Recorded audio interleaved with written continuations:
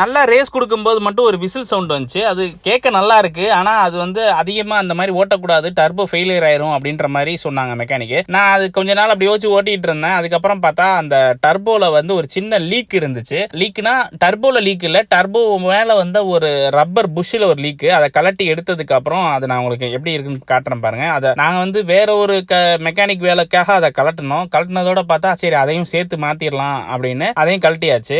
இதுதான் வந்து நம்ம க்ரூஸில் டர்போ இருக்கிற இடம். இந்த இடத்துல இப்படி ஒரு புஷ் இருக்கும். இந்த புஷ்ஷில் வந்து ஒரு சின்ன ஓட்டை விழுந்துருச்சு ஹீட்டு பட்டு.